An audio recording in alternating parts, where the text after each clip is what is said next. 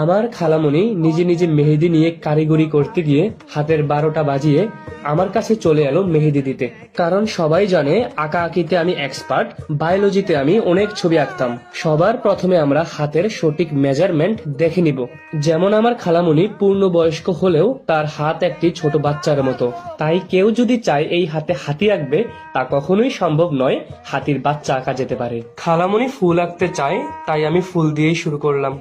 আমি বায়োলজিতে পড়েছিলাম যে একটি আদর্শ ফুলের 5টি অংশ, তাই দেখতে হবে যেন 5টি অংশই থাকে, আর না হলে সেটি ফুল হবে না।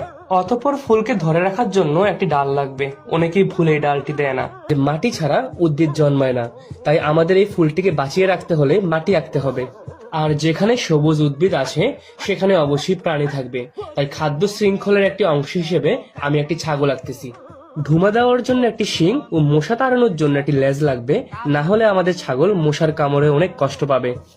আমরা সবাই জানি শালক সংশ্লেষণ হওয়ার জন্য অবশ্যই আমাদের একটি সূর্য আঁকতে হবে।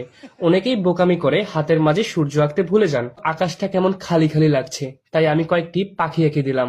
পাহাড় না থাকলে পৃথিবী অনেক আনস্টেবল হয়ে যেত, তাই পাহাড় আঁকা খুবই গুরুত্বপূর্ণ আমাদের ইকোসিস্টেমের জন্য। মানুষ থাকার জন্য একটি ঘর এবং যাতায়াতের জন্য একটি রাস্তা তো আঁকতেই হবে।